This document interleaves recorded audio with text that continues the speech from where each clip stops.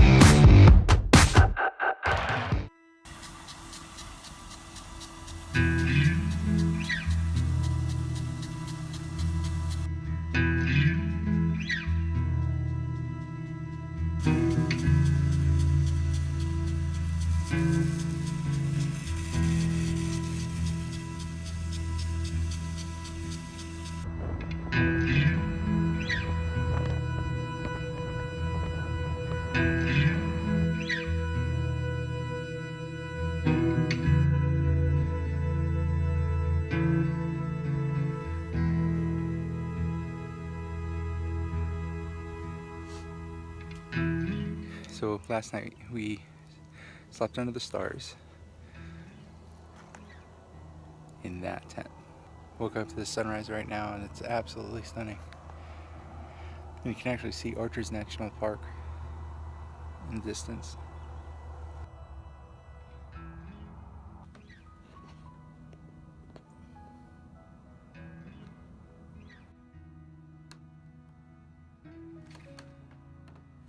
So Kim and I are up from our nap. We fell asleep after sunrise, but I didn't get a chance to give you guys a tour of our tent.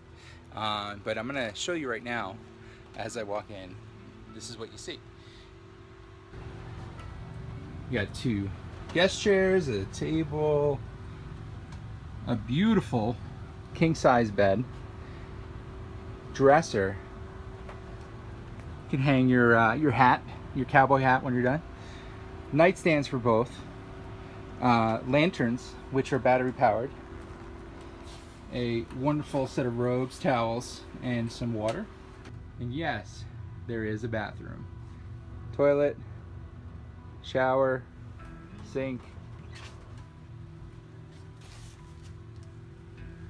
It's just amazing.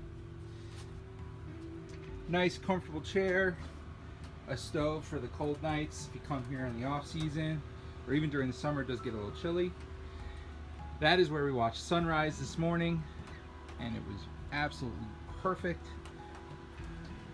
We just sat out here and watched the sunrise over Arches National Park. So this is a deluxe suite. You have the full tent, king-size bed, bathroom, and then outside you actually have a teepee just off the right for the kids, with a couple of I don't remember what you call them, but yeah, this is the view outside the tent.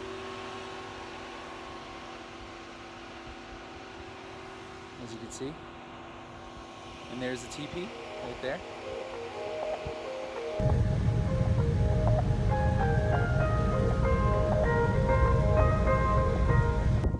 We're not doing any strenuous hiking because it's 100 degrees. It's really hot, so we're just taking it easy, playing it safe.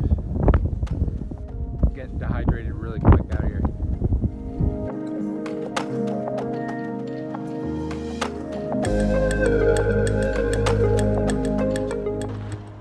So our first day in Arches National Park, I actually started feeling a little disoriented and weak. Even though we've been drinking a lot of water, I think it's been a lot of the driving and little sleep at night. So we just really needed, or I really needed, a day to recuperate or recover. And so we ended up staying an extra night in Moab with under canvas. And I needed to just have a day where it was just very little driving. We sat, turned the air conditioner on, just drank a lot of water, and just needed to recover and get a lot of rest. Went to bed early, got up early the next day. Here we are, we've left Moab, and now we're on our way to Page, Arizona, driving through Monument Valley. So we're going to be driving through Monument Valley, which is one of my favorite spots to drive through, get some cool shots with the car, and make our way to Page, where the following day we're going to be doing some slot canyons.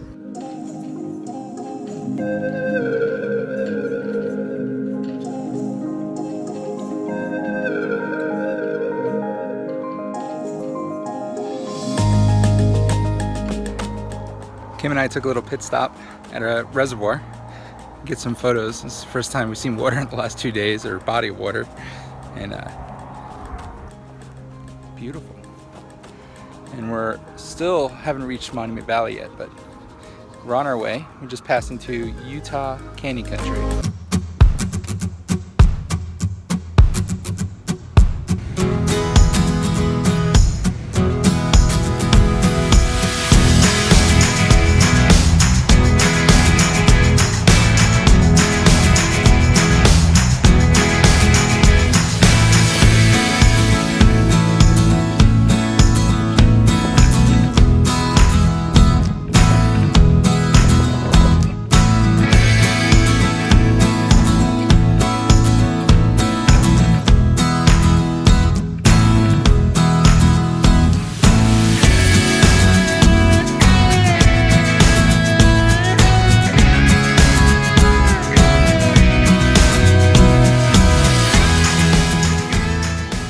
So we made it to the end of the ranch, and I met Tyden here.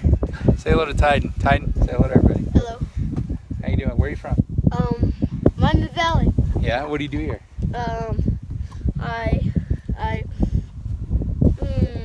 I work here. Yeah. What do you feed the horses? Yes, and I take them out on tours. And there's a picture. Tell all your friends to come here. And tip, right? Yeah, it's beautiful. I really appreciate this new guy I met, Anthony, and it's really cool. See a guy come from Hawaii, from way out there, just to see this place. I really appreciate it. Okay. Well, it's nice to meet you.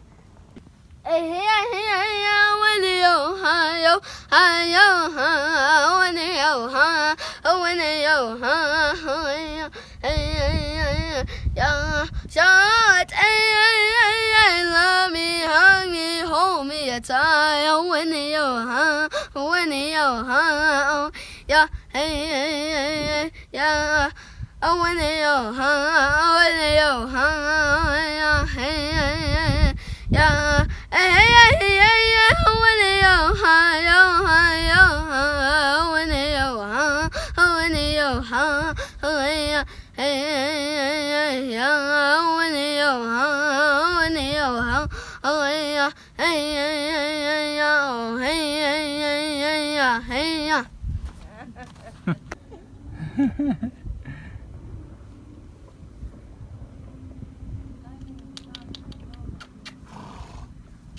He's sleeping. Yep, he's out. Just wrapped up a day in Monument Valley. Now it's dinner time. We're in Mexican Hat, Utah, and we're gonna have some swinging steaks.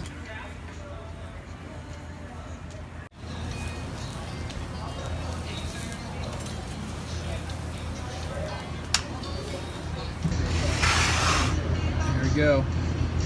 18-ounce ribeye. Just got done swinging. Kim and I got up at the butt crack of dawn. You're not in it, don't worry. To capture sunrise at Monument Valley at the Forrest Gump spot. It's apparently what it's called officially. So we're sitting along the highway here, waiting for the sun to hit the rocks so we can get a cool sunrise before we head to Page, Arizona for a tour in the Slot Canyons. So we're awake. It only took us about 2 or 3 miles from where we stayed last night at the Hat Rock Inn.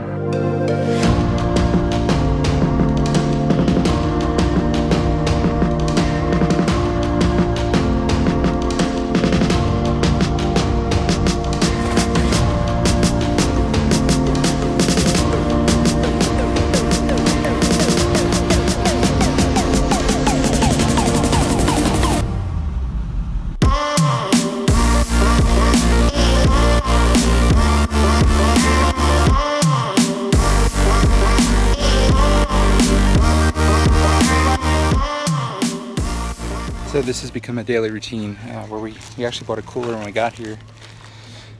Bag of ice every day, and we replenish this cooler with water, energy drinks for any tired driving, and we usually have a case of water.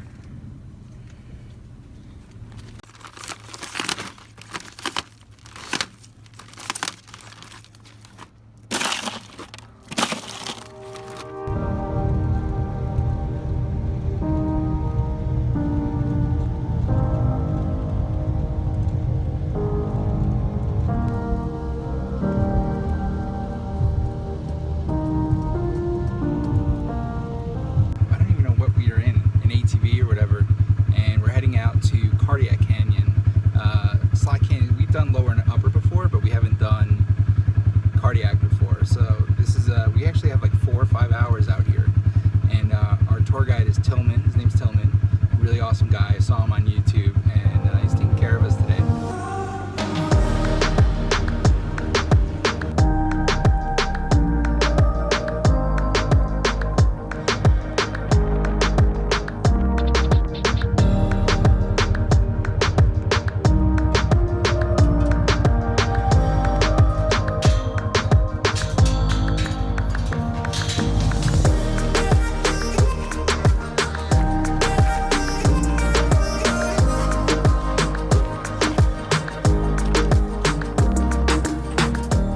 So Kim just hiked down that cliffside. Yeah, he's taking it all in. Stay cool. It's pretty nice in there at the canyons, the slot canyons. Let's stay cool. Cool. In the shade too, huh? Yep.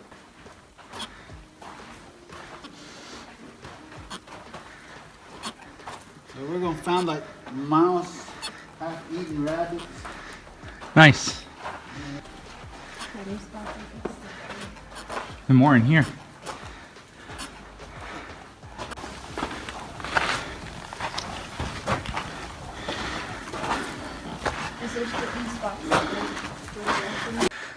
We literally have this canyon all to ourselves. And we're going in and out of one to the other. And you can see how deep we are. Hold on. There we go. Looks like a boulder. Fell down and filled, almost filled that spot.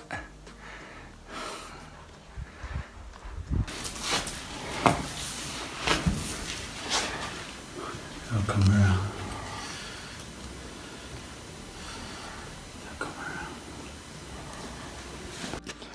So, Tillman here dragged me out, literally, to, this is the very opening of Cardiac Canyon, That's where I'll be. right? So, we climbed from back there. I was too busy hanging for life, so I couldn't record it, but came from back there. This is where Cardiac Canyon starts. Pours down in here, and then fills this up and goes down in there. It's incredible.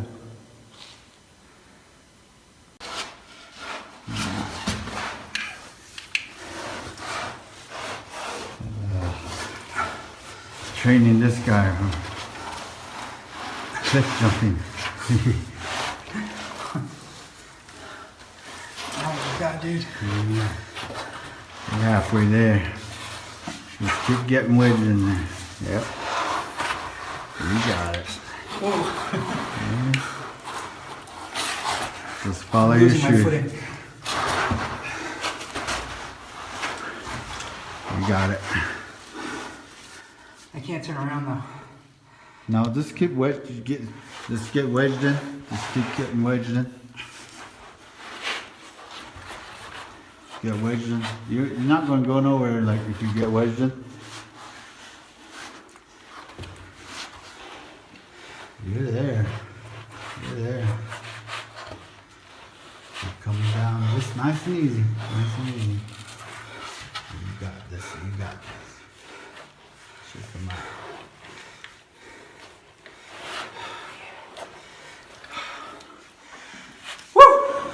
Yeah, man.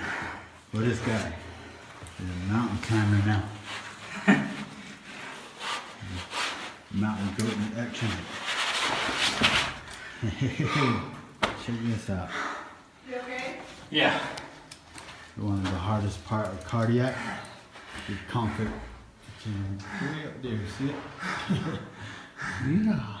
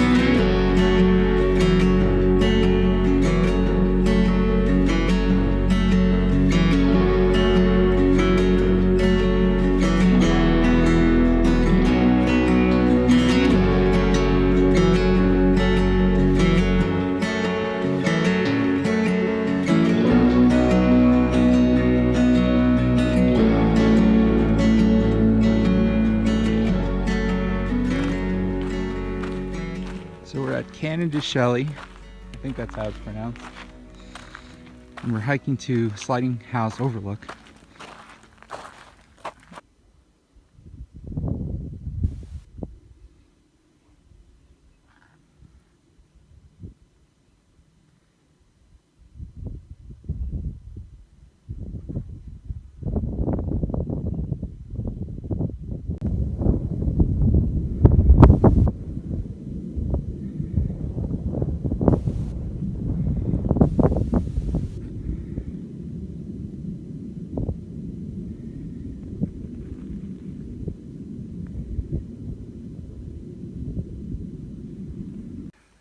All right, now we're going to Spider Rock Overlook. 200 yards.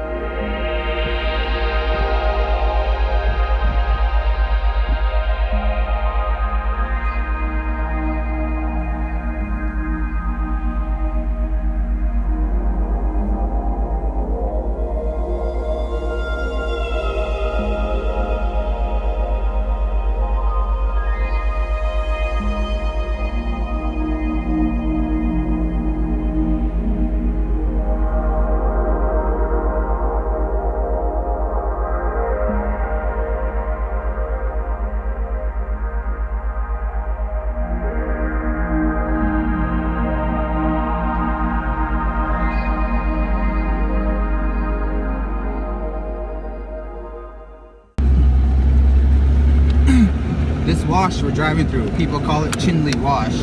Usually, like it is like this year round, drying sand. Okay, to the end, it connects to mountains. If it rains in this mountain, it's bad water will flow through the whole canyon. So the water actually dried up a month ago. And for that reason, the water flow is very high in this canyon, even though there's no water flowing in it. That's how it stays so green? Yeah, it's so green and it's Chinley. Time. So they're at least 800 years old or more, put up here drawn mainly by Anasazi. Possibly some other tribes that came and went throughout the canyon put some of those drawings up there too also. Anasazi occupied the canyon between about 2500 BC to 1300 AD. Anasazi.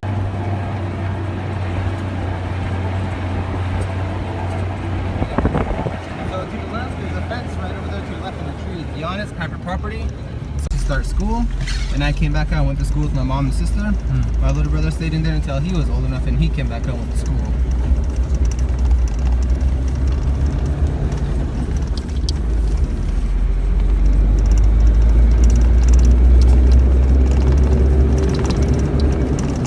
I tell you, the iPhone stabilization works wonders. Oh yeah. Are scratched into the rock permanently, so we call the drawings petroglyph drawings. People call it petroglyph rock, history rock, standing rock. Some of the drawings up there were put there by different tribes that inhabited this canyon at one time. So all the circle drawings that you see right in the middle, possibly put there by Hopi Indians, maybe 500, 900 years old, possibly more. To the right, you can see 2 horse drawings, and to the left, there are 2 horse drawings. Those horses were put there by Navajo. The latest, maybe 200, 600 years old, possibly more. Right above the Hopi and Navajo drawings, there's some above that horizontal line that are very faint. This is called an atlatl. This is an extra leverage to throw a spear. This is a weapon outdated in the bone arrow thousands of years, and this was the deadliest weapon on earth 30,000 years before the bone arrow was invented. Was this weapon. Was used into the prehistoric caveman era. Within the years got more technical technique. A lot of different tribes, native tribes, use this as their weapon. It's different styles of the throwing sticks and lengths of some arrows. Some arrows close to 6, 7, 8 feet long, depending what tribe is using it and maybe what they're using it to hunt with. Navajos, Anasazi living in here, this was their weapon before the bone arrow made its way into the canyon, was this weapon. So you use this to shoot the arrows with it. And the V shape right in here, the arrow would lay down in there like this. So when I make my arrows, I'll put the feathers flat one side so they won't crinkle up. When I lay it down here, I'll push it down to the sharp point down here. It should line up with the holes on top of the arrows. It should sit in there like this. To shoot it, hold this tight, you pinch your arrow. Then the timing and technique of the arc of it, the lower range shot, and the distance is letting go of the arrow just right. Like throwing a football overhand. With the arm extended, anywhere behind your head on back, you let go of your arrow. Once you let go of it, you'll pull this down. So that's where the extra arm length and leverage will come in play. It's just timing. The tips would be separately, which I got to work on. So I'm going to drill a hole an inch deep into the top. Another 1.5 inches to 2 inches of a stick with the arrowhead connected to it would insert into the hole. You happen to shoot an animal with it, it hits and bounces off. What bounces off is the shaft. The point where the arrowhead would be still lodged into the animal, so your tips would come separately. This is a cottonwood root picked up here in the wash, carved it out. These are willow trees I get from the canyon here. Turkey feathers, artificial sinew for the wrappings. The extra wood I'm going to be using is greasewood and obsidian arrowheads. Knowing how to shoot it, I'm trying to hit my target, trying to aim with it. So in the distance over there, in the middle of the sand, you can see a circle green sharp pointy plant sitting by itself way over there in the distance, called the yucca plant. So that's going to be my target. So when I shoot it, I'm going to put some arm strength and technique, try to have the equal in it.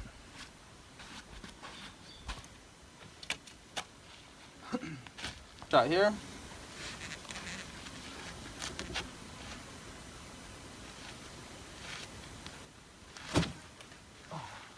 Too low, way too low. That one, I let go too late. Here's my second shot here.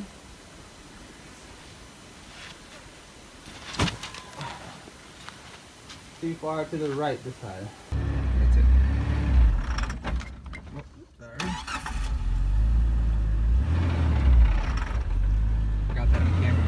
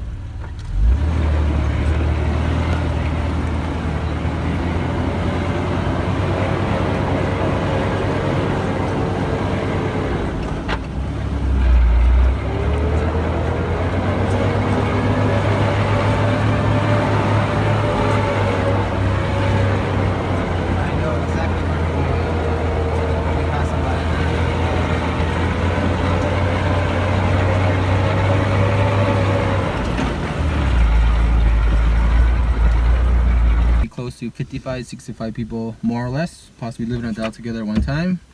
So the kiva that's in the middle is 6 feet tall. The square ruins built left and right in between 4.5 to 5 feet tall. Archaeologists kind of just judge by the doorway size, judge by the room size, and they also judge by bones they find from Anasazi burial sites.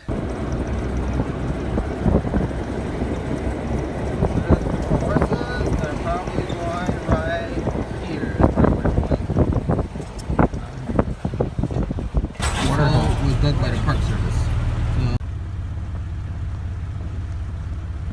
Oh, that's so funny. Oh, they're like, oh. Sorry, don't want to keep you from drinking. That's why they do deep holes like this when it's dry and sandy months of the year.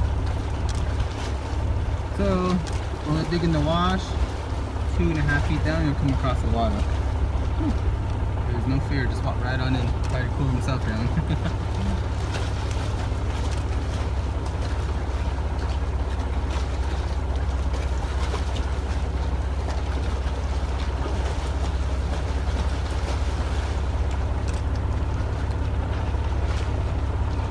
Some of them were in a hurry. Yep. I just passed not too long ago here. I'm right around the corner. Those are all the younger ones. All those are far still coming. Here they come.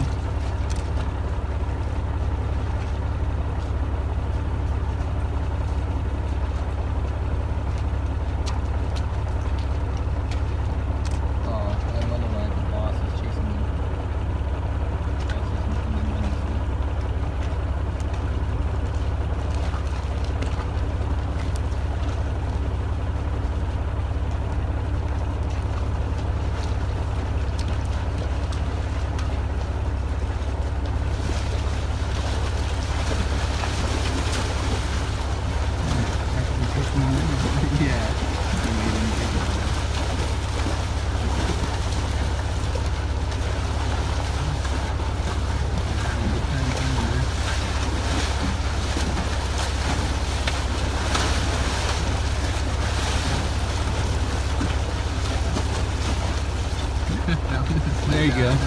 Yeah.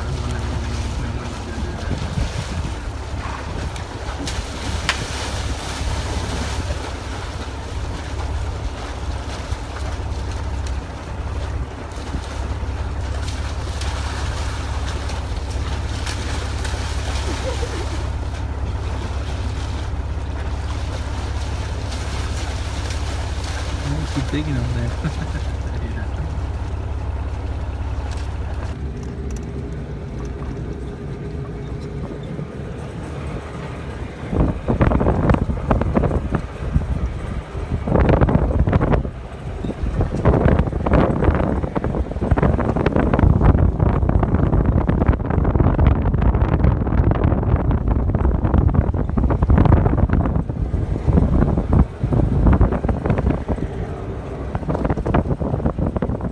Built facing the eastward direction. A lot of them don't have any roofs built to them. The two structures in the middle, they don't have any roofs. Maybe they're just purposely built with no roofs. The cave to sit it in might have acted like the roof. The sun comes up from the east no matter what, winter or summer. When the sun comes up, it might just bounce light up the canyon wall, bringing light into the room with no roof, possibly some warmth during the winter. And that's why they possibly were built with no roofs and built facing the eastward direction. And possibly if they did have a roof, they might have built the roofs out of sticks and logs, but wood erodes within years. We actually made it down with a tour company to get down to the ruins that we were photographing from an overlook, and you can actually see them up close thanks to the tour company that took us down here. We thought we were only able to see it from the overlook, so thankfully we took a very informative and visual 3-hour Jeep tour down through the canyon valley. And this is just one of 3 other ruin sites that we saw, and it's just gorgeous.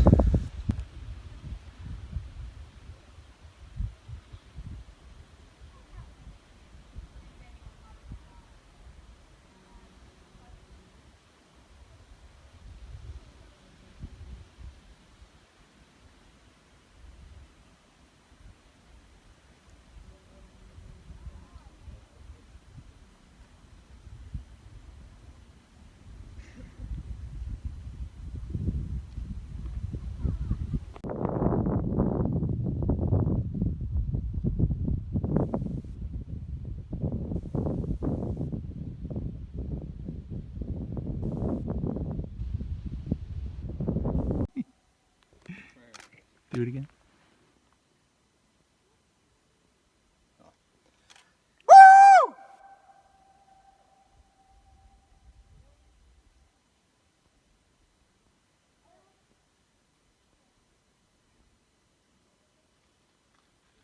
I think I heard, no. So we're just taking a quick bathroom break. They have these little bathroom huts out here. And the ruins are right back along this mountain here. And we're gonna head back. We're gonna do one more canyon. And then we're out of here. And then we're gonna be on our way to Albuquerque. There's a circular octagon house to the right of us called the Shade Hogan.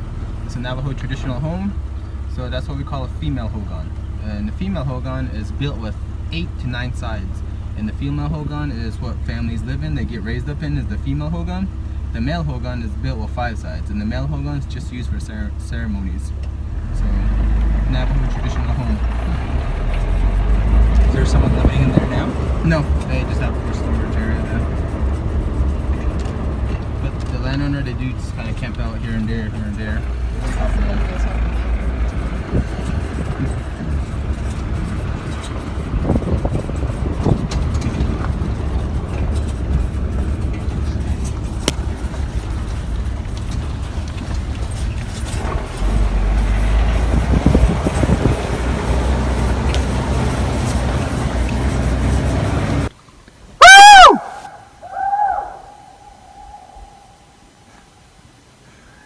Pretty good.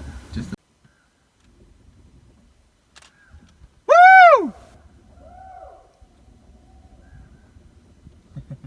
I'm sure echoes were used for talking relay messages at one time. I Just bet. hearing how far and how much they bounce around. Or like in a domed area, that's why it has kind of that bouncing echo effect. Clean up your dwelling! Yeah.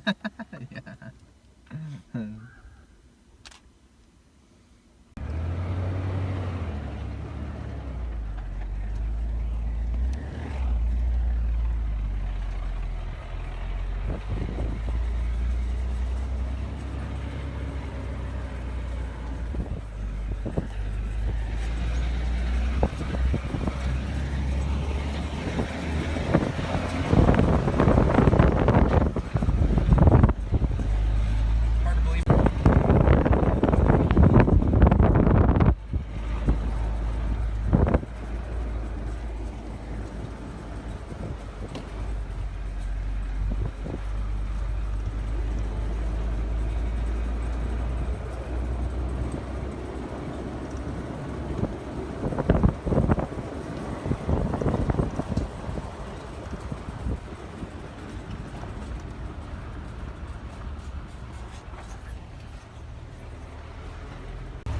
How you doing, Wanda?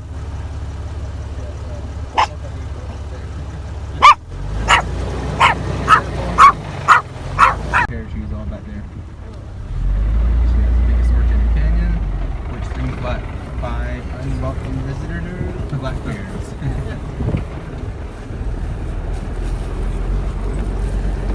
She has a sheep back there that she has with her right now that she takes here all year round with. For her, her sheep will just string into her yarn.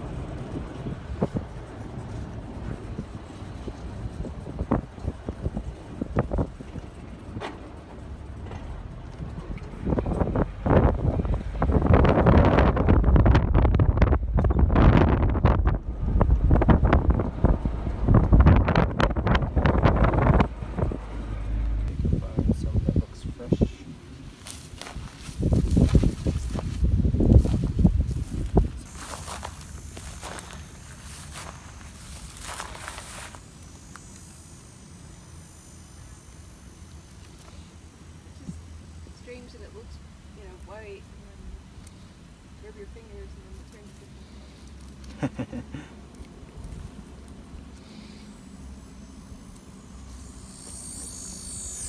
That one is fresh. We'll grab that one quick.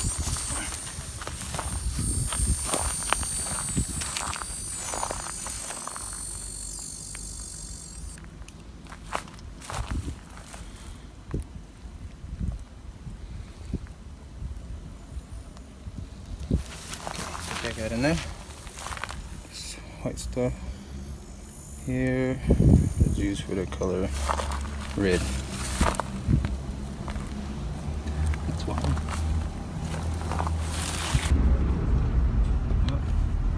Cattle crossing. Yeah.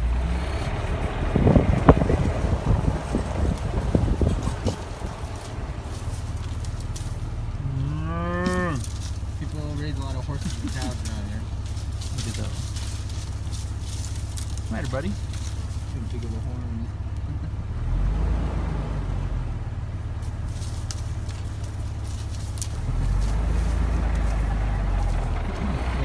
Take the horse.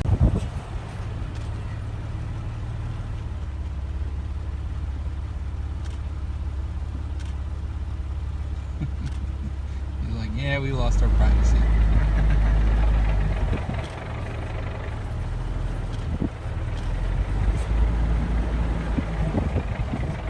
They close to a fart into each other. See that? Trying to bite their legs each other's way. Yeah.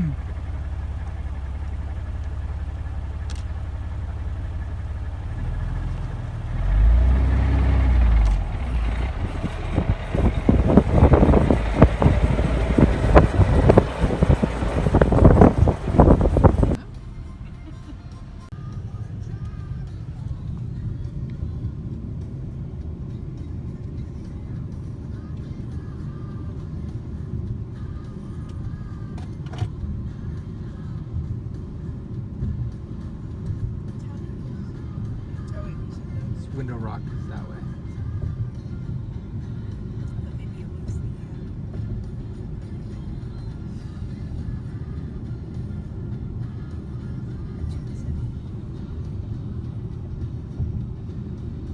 so you call it Canyon De Chelly.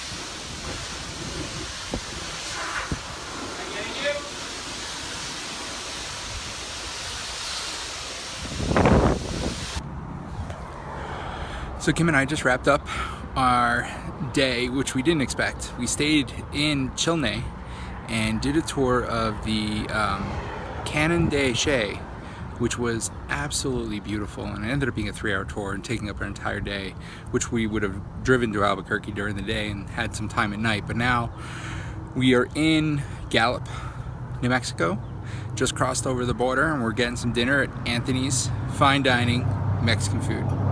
And we're gonna make the rest of the drive into Albuquerque tonight, and then hopefully really early in the morning catch the large array in New Mexico before we catch our flights out. And we are now hitting the tail end of our trip. It has been absolutely amazing, tiring, beautiful, everything we had hoped it would be.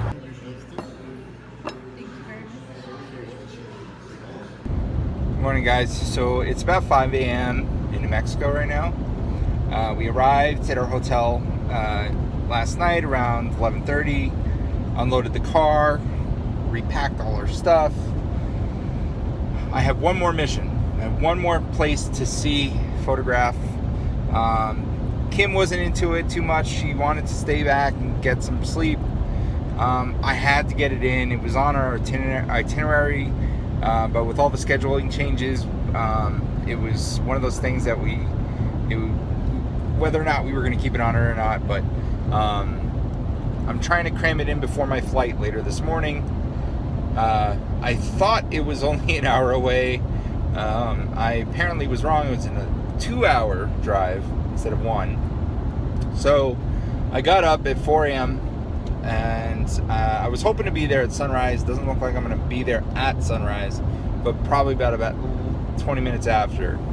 I'm going to the large array in Socorro, New Mexico. As you know from the movie Contact, a number of other movies it's been in. It's this large row of satellite dishes. I know everyone's like, why the hell are you going all out of your way to go see this? Just something. I'm a nerd, and just like the windmills and all the other little things, it was something that I just kind of wanted to really see and photograph on this trip. So we're on their way now. The sun is currently rising behind me, and I'm wide awake, thankfully. And basically I'm gonna have like a window of about 30 minutes to get my shots, get back in the car, get back up to Albuquerque, pick up Cam, get to the airport, catch our flights. So this is the last day. This is a trip. It's been an amazing trip, and what's nice is that I find it always find it hard to talk to the camera when other people are around, including my wife. So it's kind of nice that I have this alone time with you now to talk about things. So I'm gonna, once I get to Socorro, I'm gonna turn on the camera, record a little bit.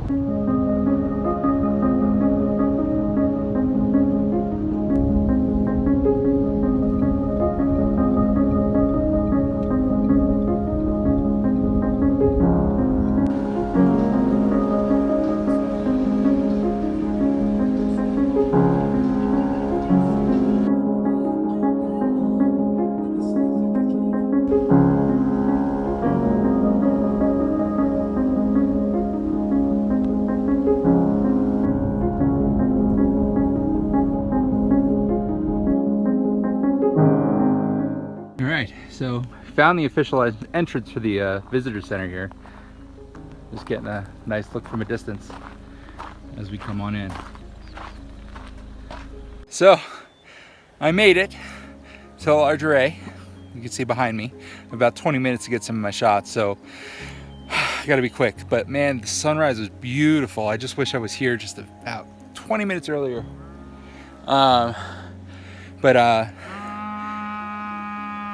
Cows are really loud here. All right, be right back.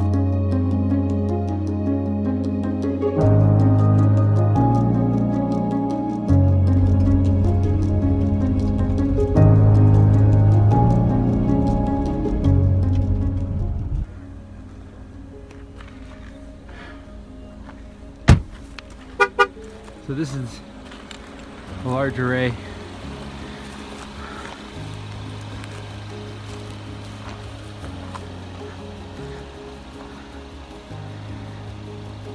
It's just amazing. I don't know why I find this so fascinating.